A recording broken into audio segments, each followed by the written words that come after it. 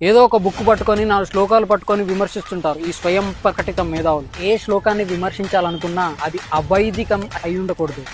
ఆ శ్లోక అనేది వేదాల నుంచి కాంట్రడిక్ట్ అవ్వకూడదు. వేదాలు తెలియాలంటే ముందుగా ఫౌండేషన్ ఆఫ్ సనాతన ధర్మ అంటే ఏంటో తెలియాలి. శృతి, స్మృతి, పురాణం, ఇతిహాసం, ఆగమం, సిద్ధాంతం.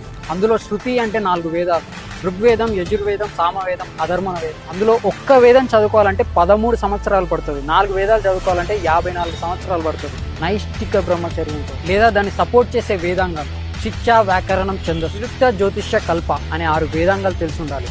లేదా దాన్ని సపోర్ట్ చేసే 4 ఉపవేదాలైనా తెలిసి ఉండాలి. ఆయుర్వేదం, ధనుర్వేదం, గాంధర్వ వేదం, అర్థశాస్త్రం. మీకు 18 స్మృతులు తెలిసి ఉండాలి, 18 పురాణాలు తెలిసి ఉండాలి. అద్వయం, బద్వయం చైవ, బత్రయం, బతచుష్టయే, అనాపలింగ పుష్కాని.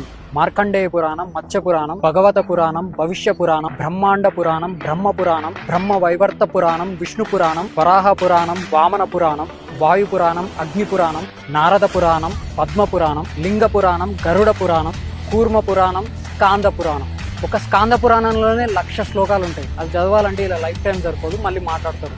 అండ్ పురాణాలు అనేవి ఫిలాసాఫికల్గా ఉంటాయి, దాన్ని డైరెక్ట్గా మెసేజ్ ఉండదు. సో అది తెలియాలంటే ఒక గురువు సహాయం అవసరం. Without having knowledge or qualification in aerospace engineering, how do expect to understand the rocket science? నువ్వు చదివి రీసెర్చ్ చేసి ప్రాక్టికల్గా ఇంప్లిమెంట్ చేసి ఎండ్ రిజల్ట్ చూస్తే అప్పుడు నీకు అర్థమవుతుంది రాకెట్ సైన్స్ అంటే ఏంటో. మళ్ళీ మీరు ఆగమ శాస్త్రం గురించి తెలుసుకోవాలి. అందులో 77 శక్తి ఆగమాలు ఉంటాయి, అంటే అమ్మవారి గుళ్ళకి అలానే కడతారు. 28 శైవ ఆగమాలు ఉంటాయి, అంటే శివుడి గుళ్ళు అలానే కడతారు.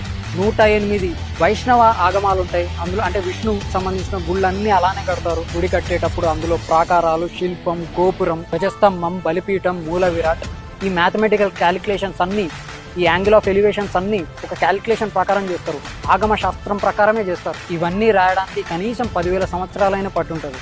Not precisely. ఇవన్నీ చదివి అర్థం చేసుకొని డీకోడ్ చేసుకొని అన్వయించుకోవాలంటే నువ్వు 100 జన్మలు ఎత్తినా సరిపోదు. మీరు విమర్శించే విధానం ఏదైతుందో అది క్రిస్టియానిటీని విమర్శించవచ్చు, ఎందుకంటే సర్వం బైబిల్లో ఉంటుంది. వాళ్ళకి బైబిల్ని చూసి క్రిస్టియానిటీ విమర్శించవచ్చు, అలాగే ఖురాన్ని చూసి ఇస్లాంని విమర్శించవచ్చు. సనాతన ధర్మం అలా కాదు మిత్రమా. అనంత వాహినిలా ప్రవహించే సత్సాంప్రదాయ సనాతన ప్రవాహాన్ని ఎవరు ఆపలేరు. జై శ్రీరామ్. జై శ్రీరామ్ బోలేగా